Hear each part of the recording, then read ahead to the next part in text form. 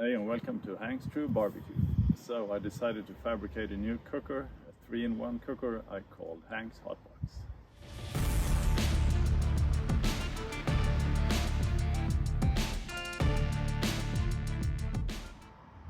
Now, I've always been fascinated with the hill country style smoking in West Texas, most commonly used at Snow's barbecue. So what's the difference between a hill country smoker and an offset smoker? Now, when using an offset smoker, you get wood smoke flavor. That is due to the volatile organic compounds being consumed in the fire. When running a hill country smoker, instead you burn all the firewood in a separate kiln and then shovel all the glowing embers over to the actual smoker. So all those volatile organic compounds have already been combusted, so there's zero smoke flavor coming from the wood. So where does the smoke flavor, or actually food flavor, come from in a hill country smoker? So what happens when you have a large coal bed and food quite a bit ways up from the fire to avoid the high direct heat, you have the fat and the meat juices dripping into the charcoal.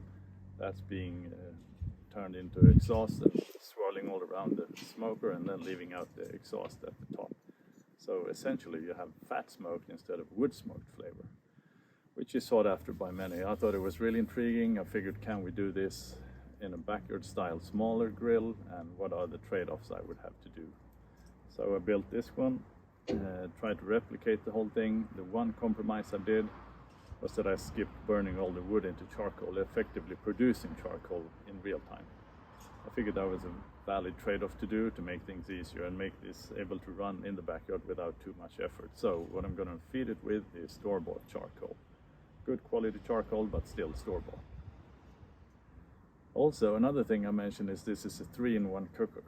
I figured a while back I did build a Parrilla. You can see that I'll put a link to it up here so you can see how it looks like. I really like that type of live fire cooking. So what does a Parrilla have in common with a hill country smoker? Well, you do burn the wood to charcoal at first in the brasero, then shift that charcoal or glowing embers over underneath the food, and then cook with that. So the main difference is that you don't have a lid or enclosed space for the cooking area. But the basics are the same, turning wood into charcoal and then cooking with that charcoal. So let me show you how to turn this into a 3-in-1 cooker. So here you can see I have 2 thermometers, 2 full width doors, which is important. I'll show you why. And a top lid. We have an air intake by switching the lower door to different positions, so I can get more fuel in, or more air in or less air in, or shut it completely if I want to mount a fan right here. The second door opens so I can move the rack in 3 different positions depending on the cook style I'm after. I have fireproof bricks in the bottom, providing thermal mass and also making sure that the steel lasts quite a bit longer. It's still very robust though. I built everything out of 4mm steel, so it's going to last a lifetime. Looking at it from the top, I put a nice comfortable wood handle here. A top vent that you can adjust airflow with real easy, just like a kettle. And if we open it up, you have free access to the grate here. Again, I can pick it up this way, but much easier is to open the front door and just slide it out, just like you do in an indoor oven. I did put 2 thermometers here, but not horizontally separated, because it's going to be the same temp roughly here, but it's really important if you move the grates down. I want to get a better or more accurate thermometer reading on the middle and lower racks. So this is key. As you can see, I've done a 3-hour burn-in already, so it looks all greased up and nice, so it's ready to go. So now if we open up the doors again, I'm gonna show you what I mean by hill country smoking and using direct heat. Now I'm gonna pile the charcoal right here. Just gonna have a bed of glowing embers, so I'm gonna get good direct heat. But as you know, I'm a big fan of the offset smokers, and all cookers I've ever done and used are of course using indirect heat, and the whole point of that is to get temps down. So how do you get temps down when using direct heat? Well, the one thing we can play with is of course the distance from the coal bed to the food. And this is what I've done here. So this is a 40 centimeter distance, meaning I get direct heat, but low direct heat. That allows us to still cook food that needs cooking for a long time using direct heat. So that's the key. So this should be good, and then when we place meat up here, it's going to drip into the glowing embers, and that's going to steam and go out the top vent and produce real nice flavor. So I'm really looking forward to testing this out, putting it through its paces. Also, I did mention the Parrilla. So that's the hill country smoker is one way of using it. The other way of using it is Parrilla style. When I do so, I can just slide the rack down, still using the glowing embers, but of course there's no lid on a Parrilla, so I'll just flip this completely open. And now I effectively have a nice Parrilla with good wind coverage because of the 3 sides here, but full airflow in and out. I can still shovel the coals around. I can move this up if I need to. So that's a real nice way of doing it, because I really like the Parrilla style of cooking as done in South America. All right, so what's the third option then? Well, I do like the kettle way of cooking, like a classic Weber kettle or any other brand kettle. And the nice way of having it set up with indirect heat is real nice and easy, and you can automate it using a fireboard thermometer and a pit viper fan like I do, or any other combination of thermometer and fan. So I'm just going to slide this up to here. Now, I did fabricate a little cradle looking like this. And the reason I fabricated a cradle is because I'm a big fan of the Slow N Sear insert or inset. So it's basically just going to allow me to put this right in here, fill it with briquettes, water, and let me run this just like a kettle. After all, it is a kettle, it just has a square shape instead of a round shape, but still the same. And this is also the reason I put this barbecue guru adapter for my pit viper fan. So I can put the fan right here, run this with an automated thermometer like fireboard, for example. Real easy, smooth sailing, and just like my kettle. Should be easy. I'm really looking forward to trying it out, so stick around. Time to prep it for the hill country cook. I'm gonna slide this one up. Get good distance so we can use direct heat, but low direct heat.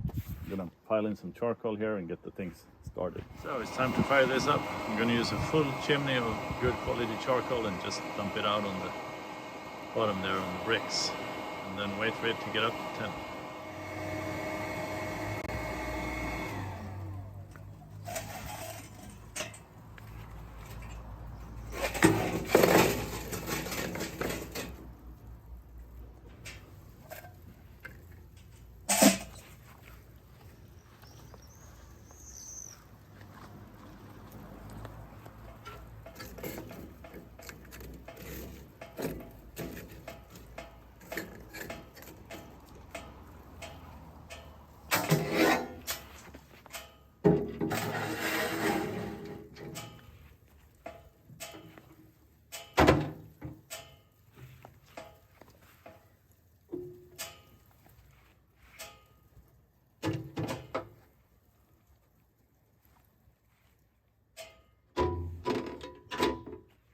So how do you adjust temp on this one?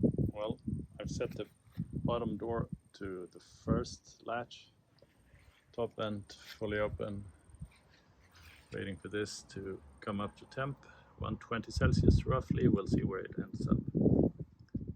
If I need to, I'll add more charcoal, but this should be pretty self-running, easy maintenance, so we'll see when it comes up to temp.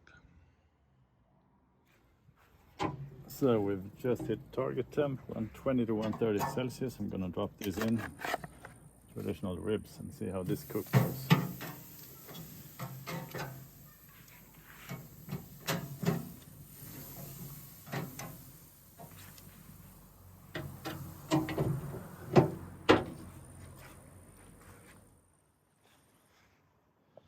"30 minutes into the cook and it's running pretty smoothly. I'm tweaking vent settings, trying to keep temp down just a bit, but I'll keep an eye on this. We're almost 1 hour into the cook. I'm gonna start spritzing to keep it moist, using regular water.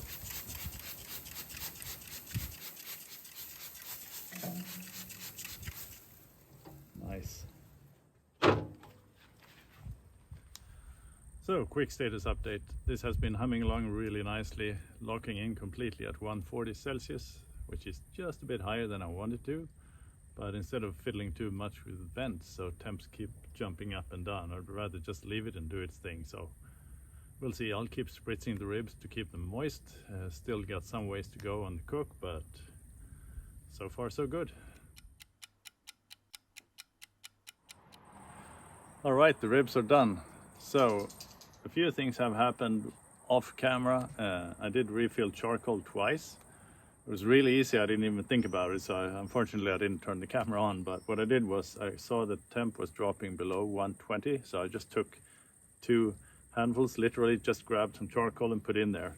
And this is key, like you just want to add a little bit, not refill the entire floor inside with charcoal, because if you do, temp's gonna spike like crazy.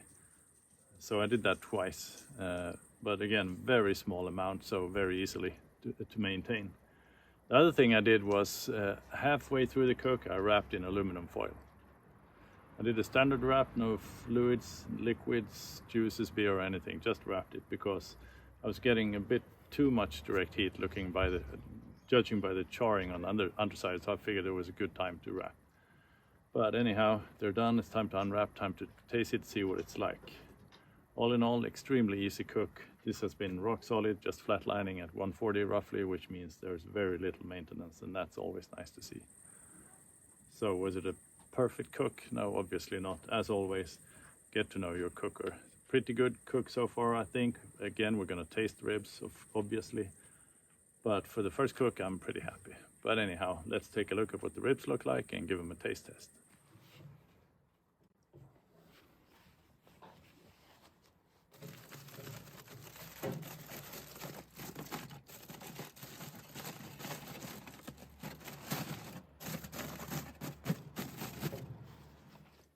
So this is what it looks like, and when I said I mentioned some extra charring, this is what it looks like if I flip it over. As you can see, just a bit too dark here. Not bad really, still passable as good ribs, but just a bit too much. So now I'll just slice these up, and as you can see, they're kind of like fall off the bone instead of tug off the bone. No wonder, because we cooked at higher temps. But they still look tasty, so time to dig in. So I cooked these for 4 hours, which is just a bit too long at this temp. Definitely fall off the bone, not tug off the bone, but still very, very good. Definitely tasty ribs, and I think it was a good thing I wrapped them. I should have even added some liquid, juice, beer, anything, just to optimize things just a bit, but still first cook, so still good.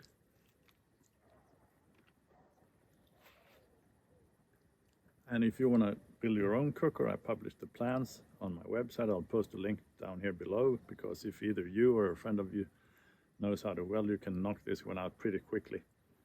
And I thought it was a good thing to share. This hill country style cooker. But I still have to put it through its paces. Still run it in kettle mode with a Slow N Sear, and also run it as a Parrilla, just to test it out. So I'll keep working on this one, improving my cooks, and again, getting to know my cooker, which is always fun. So stick around. Thanks for watching.